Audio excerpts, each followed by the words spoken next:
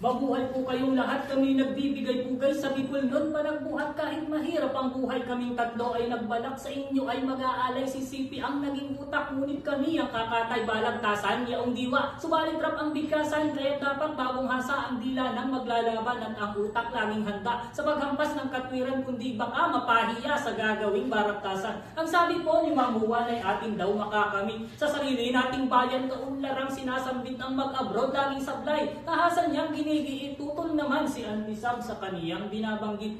Ang una kong tatawagi si Mang Juan, nakul, ngunit kapag nasasaling parang batang at mamakton, ngunit siya'y naaaliw at hindi siya nabubulod. Palakpakan na po natin ang makatanggaling Bicol.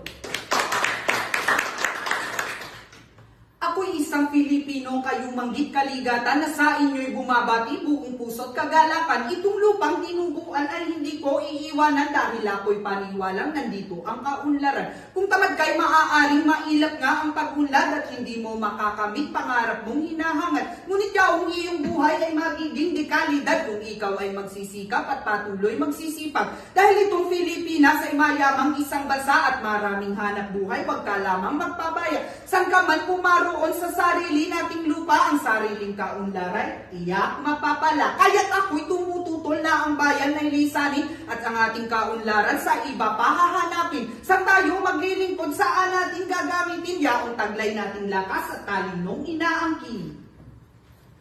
Palakpakan naman natin ang Makatang amoy isbod. Sariwa pat kadarating lumalaban kahit pagod. Dati po siyang gumigiling, sa lumpas lamang ang suot sa beer house ng aking tiyahin nung di pa siya nag-a-abroad.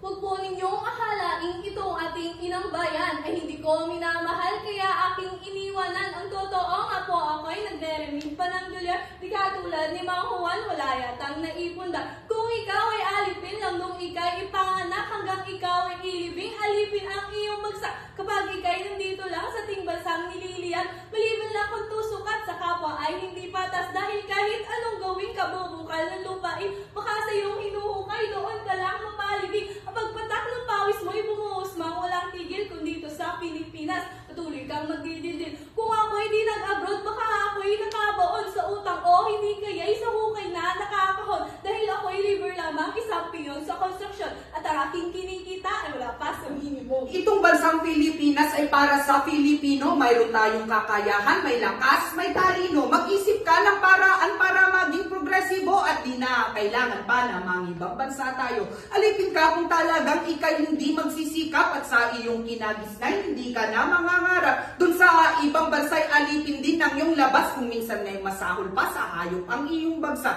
Kung ikaw ay magsisikap at di takot na mapagod, hindi ka magugutom, palagi kang busog-busog. Subalit kung ikay tamad at ang gaway kain tulog, kung saan ka napadapay, doon ka na malulunod. Kay rami ng Pilipinong nagtagumpay na dito lang sa ating bansa nagsumikap at nagsikay. Halimbawa si Vice Ganda, Efren Batat, Manny Pacquiao, sila'y mga talentadong ginamit ang angking husa. Ako nama'y natutuwa dito sa aking kabarab, tas bubanggit pa ng pangalan sa panig ko'y nagpalakas si Pacquiao at sa Reyes, kung dito lamang nag-angas sa sarili nating bansa, baka bulsa'y butas-butas.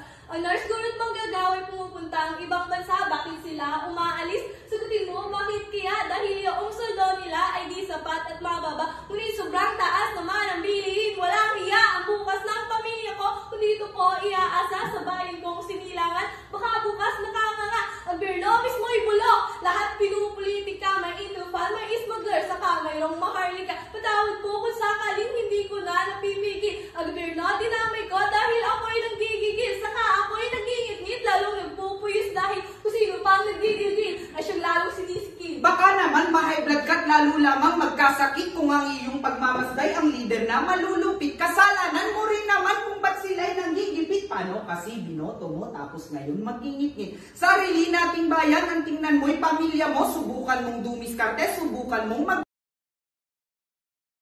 baka lalong magkagulo o di kaya'y maging content ang YouTube ni Rafi Tulfo. Mahalaga ang pamilya, sawa at anak. Kapag ikay nandayuhan, baka magkawatak-watak o di kaya pag uwi mo'y may pera kang umiiyak dahil yaong asawa mo'y buntis na at panganganak. Iwasan lang ang magbisyo, ang magwalwal at magsugal, disiplina at kasipagay, kasamahan mo ng dasal. Focus ka lang sa layon mo at wag na wag kang kikikal. Pamilya mo ay uunlad, hindi magtatagal. Kumusta ka naman ngayon? Ayos ba ang buhay mo? Meron ka bang lupat bahay? May maunlad na negosyo, baka ikay hanggang ngayon ay isa lang empleyado na palaging nag-aabang buwan-buwan na iyong sweldo. Wala ka ba ngayong utang sa bangko at GSIS? Baka naman lubog ka na, binubulbog ka ng arrears. Looy si Mang Juan ka nang nagsisikap, nagtitiis, ngunit bakit hanggang ngayon ganyan pa rin ang iyong damit? Tanggapin mo ang totoo sa sarili ng bansa. Mas maraming naghihirap, empleyado at manggagawa. Iilan yung talagang mayaman at masagana, sila yaong ng isilang ay ginto ang kutsara.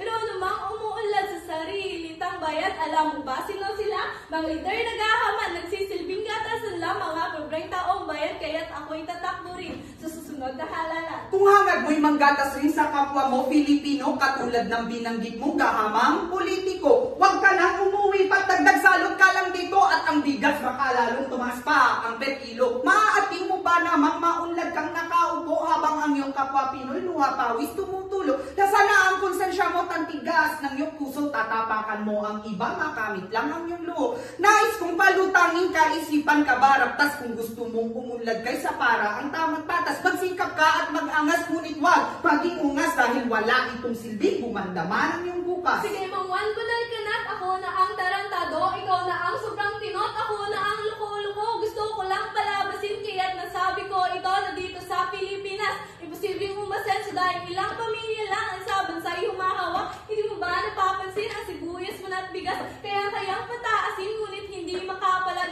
Ang birno nakaupot, sino naman kayang utak? Kaya ako ay nagpasya na mga ibang bansa na lang. Dahil doon ay mas maraming Pilipino ang nagtagumpay. Dito kasi sa ating bansa, kundi sa agos sasabay, siguradong masasayang. Alakas mong tinataglay. Gaganda ang iyong buhay basta't ikaw ay pumapit, manalig kang sa bansa, takaunlaray makakamit. Sa sistema noong iba ay huwag ka nang paggagamit, huwag ibintang sa kanila kapalarang sinasapit. Sasapitin mo talaga ang lalo pang kahirapan kung hindi mo babaguhin ang prinsipyong pinagisnan. Magbalot ka at sa akin sumama ka, kaya mangalan baka pa sa iba yung kaunlaray matagpuan. Matagpuan mo man akong pawisan at nagpapago, dito ako magsisikap, dito ako magkakayon. Magkayod man ang magkayod, subayan mong iniirog, kakita mo'y sapat naman ang pambili ng iyong puntoy. Ang butod mo ay hindi na makikita ng iyong anak kung sakaling pag-abroad mo, doon ka na mapahama. Mapahamak man ako at tuluyan kung mamatay, basta yung pamilya ko'y gumanda ang pamumuhay. Sandali lang awat muna't may patay nang binabanggit. Ako sana'y natutuwa sa haplit ng bawat panig na tila ba handang-handa sa tugma at sa kapantig. Ngunit ako'y nabahala sa narinig na liganig. Tawa naman si Mang Juan sa ulos niya at pagbanat. Sa sarili nating bayan may pag-asa ang pag-unlad. Basta tayo'y magsipag lang at huwag maging siwan tamad. At tiyak na makakamtan ang anumang hinahangad. Ngunit itong si Auntie Sam ay di natin masisisi kung sa abroad natagpuan kaunlarang pansarili. Galit siya sa gobyerno, may sistemang sinasabi politiko't sindikato malimit daw magkakampi. At sa ibang bansa naman, ano ang iyong mapapala? Kung sakaling uunlad kang pamilya mo'y masisira, baka ang iyong kayaman ay paglaho rin parang bula dahil baka araw-gabi ay lagi kang nagwawala.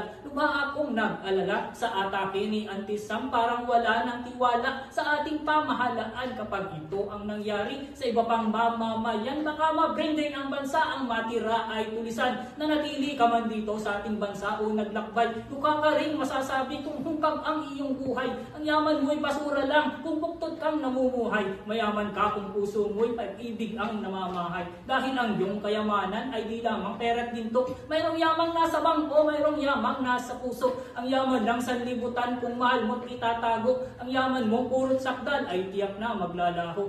Kaya't yung aking hatol, kayong dalaway kapwa talo, pag di ninyo sinamahan ng konsensya ang prinsipyo. At sa tanang manunood, palakpakang masigabo, dito na po nagtatapos ang pakantang pagtatalo.